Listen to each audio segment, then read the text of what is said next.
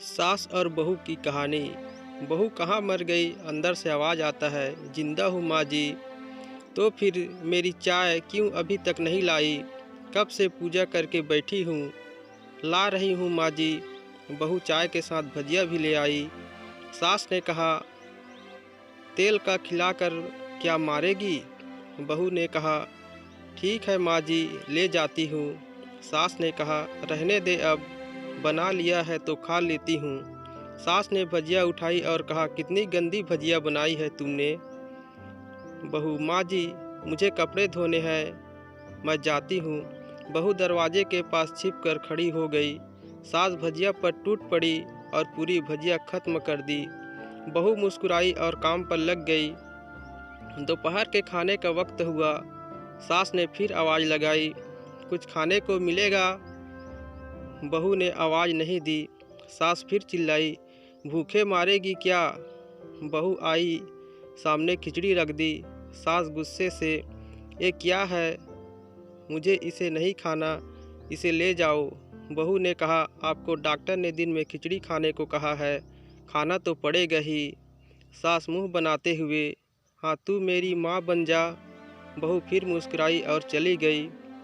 आज उनके घर पूजा थी। बहू सुबह 4 बजे से उठ गई। पहले स्नान किया, फिर फूल लाई, माला बनाई, रसोई साफ की, पकवान और भोज बनाया। सुबह के 10 बज गए। अब सास भी उठ चुकी थी। बहू अब पंडित जी के साथ भगवान के वस्त्र तैयार कर रही थी। आज ऑफिस की छुट्टी थी। उनके पति भी घर पर थे। पूजा शुरू हुई।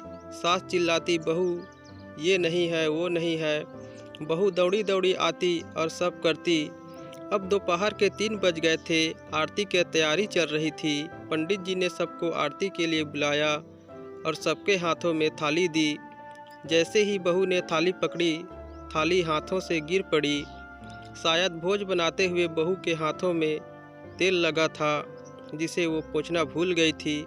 सारे लोग तरह तरह की बातें करने लगे। कैसी बहू है, कुछ नहीं आता, एक काम भी ठीक से नहीं कर सकती, ना जाने कैसी बहू उठा लाए, एक आरती की थाली भी संभाल नहीं सकती। उसके पति भी गुस्सा हो गए, पर सास चुप रही, कुछ नहीं कहा, बस यही बोल के छोड़ दिया, सीख रही है, सब सीख जाएगी धीरे धीरे। अब सबको खाना परोसे जाने लगा। बहू दौड़ दौड़ के खाना देती, फिर पानी लाती। करीब 70-80 लोग हो गए थे। इधर 2 नौकर और बहू अकेले, फिर भी वहाँ सारा काम बहुत ही अच्छे तरीके से करती। अब उसकी सास और कुछ आस पड़ोस के लोग खाने पर बैठे। बहू ने खाना परोसना शुरू किया। सबको खाना दे दिया गया। जैसे ही पहला निवाला सास ने खाया, तुमने नमक ठीक नहीं डाला क्या? एक काम ठीक से नहीं करती, पता नहीं मेरे बाद कैसे ये घर संभालेगी। आस पड़ोस वालों को तो जानते ही हो ना साहब, वो बस बहाना ढूंढते हैं नुक्स निकालने का। फिर वो सब शुरू हो गए, ऐसा खाना है, ऐसी बहू है, ये वो वगैरह वगैरह। दिन का खाना तो हो चुका था। अब बहू बर्तन साफ करने नौकरों के साथ लग गई। रात में जगराता का कार्यक्रम रखा गया था। बहू ने भी 1-2 गीत गाने के लिए स्टेज पर चढ़ी। सास जोर से चिल्लाई, मेरी नाक मत कटा देना, गाना नहीं आता तो मत गा, वापस आ जा। बहू मुस्कुराई और गाने लगी। सबने उसके गाने की तारीफ की, पर सास मुंह फुलाते हुए बोली, इससे अच्छा तो मैं गाती थी जवानी में, तुझे तो कुछ भी नहीं आता। बहू मुस्कुराई और चली गई। अब रात का खाना खिलाया जा रहा था। उसके पति के ऑफिस के दोस्त साइड में ही ड्रिंक करने लगे। उसका पति चिल्लाता, थोड़ा बर्फ लाओ, तो सास चिल्लाती, यहाँ दाल नहीं है। फिर चिल्लाता, कोल्ड ड्रिंक नहीं है, पापड़ ले आओ। इधर उधर आखिरी में उसके पति की शराब गिर पड़ी उसके एक दोस्त पर और बोतल टूट गई। पति गुस्से में 2 थप्पड़ अपनी पत्नी को लगाते हुए कहता है, जाहिल कहीं की, देख कर नहीं कर सकती, तुझे इतना भी काम नहीं आता। सारे लोग देखने लगे। उसकी पत्नी रोते हुए कमरे की तरफ दौड़ी। फिर उसके दोस्तों ने कहा, क्या यार, पूरा मूड खराब कर दिया। यहाँ नहीं बुलाया होता, हम कहीं और पार्टी कर लेते। कैसी अनपढ़ गंवार बीवी ला रखी है तूने। उसे तो मेहमानों की इज्जत और काम करना तक नहीं आता। तुमने तो हमारी बेइज्जती कर दी। अब आस पड़ोस की औरतों को और बहाना मिल गया था। वो कहने लगी, देखो ना क्या कर दिया तुम्हारी बहू ने, कोई काम की नहीं है। मैं तो कहती हूँ अपने बेटे की दूसरी शादी कर दो, छुटकारा पाओ इस गंवार से। सास उठी और अपने बेटे के पास जाकर उसे थप्पड़ मारा और कहा, अरे नालायक, तुमने मेरी बहू को मारा, तेरी हिम्मत कैसे हुई, तेरी टांग तोड़ दूंगी। उसके बेटे के दोस्त कुछ कहने ही वाले थे कि उसकी माँ ने घूरते हुए कहा, चुप, बिल्कुल चुप। यहाँ दारू पीने आए हो, जबकि पता है आज पूजा है और तुम्हें पार्टी करनी है। कैसे संस्कार दिए हैं तुम्हारे माता पिता ने।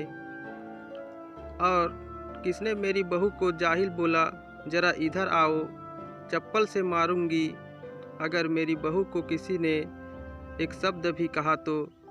अरे पापी, तूने उस लड़की को बस इसलिए मारा कि तेरी शराब टूट गई। पापी, वो बच्ची सुबह 4 बजे से उठी है, घर का सारा काम कर रही है, ना सुबह से नाश्ता किया, ना दिन का खाना खाया, फिर भी हंसते हुए सबकी बातें सुनते हुए, ताने सुनते हुए घर के काम में लगी रही। तेरे यार दोस्तों को वो अच्छी नहीं लगी। जूते से मारूंगी तेरे दोस्तों को जो कभी उन्होंने ऐसा कहा। उसके यार दोस्त चुपके से खिसक लिए। अब सास बहू के कमरे में गई और बहू का हाथ पकड़कर बाहर लाई। सबके सामने कहने लगी, किसने कहा था अपने बहू को घर से निकाल के दूसरी बहू ले आना, जरा सामने आओ। कोई सामने नहीं आया।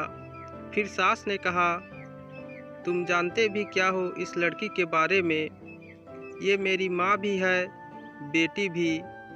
माँ इसलिए मुझे गलत काम करने पर डांटती है और बेटी इसलिए कभी कभी मेरी दिल की भावनाएं समझ जाती है।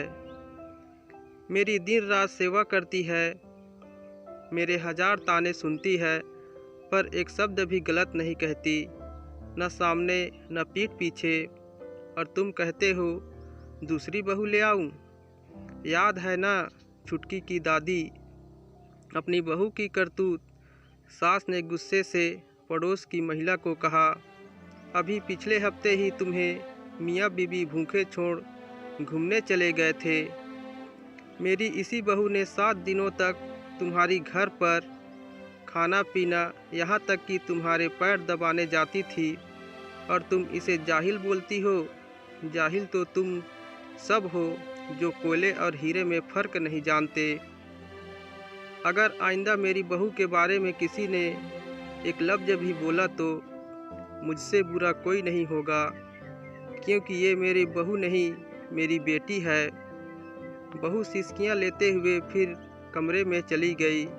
सास ने एक प्लेट उठाई और भोजन परोसा। बहू के कमरे में खुद ले गई। सास को भोजन लाते देखा तो बहू ने कहा, अरे माँ जी, आप क्या कर रही हो, मैं खुद ले लेती। सास ने प्यार से ताना मारते हुए कहा, डर मत, इसमें जहर नहीं है, मार नहीं डालूंगी तुझे। तुझे नई सास चाहिए होगी, पर मुझे अभी भी तू ही मेरी घर की बहू चाहिए। बहू ने अपनी सास को रोते हुए गले से लगा लिया। सास भी रो दी पहली बार और कहा, चल खाना खा ले।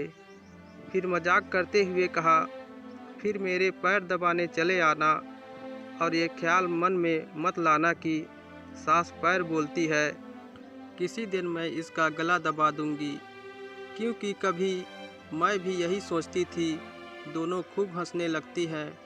दोस्तों, अगर यह कहानी आप लोगों को पसंद आई हो तो प्लीज़ कमेंट करके बताइएगा।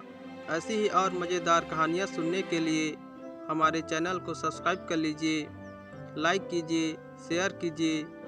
इस कहानी को सुनने के लिए आप सभी लोगों का मेरी तरफ से दिल से धन्यवाद।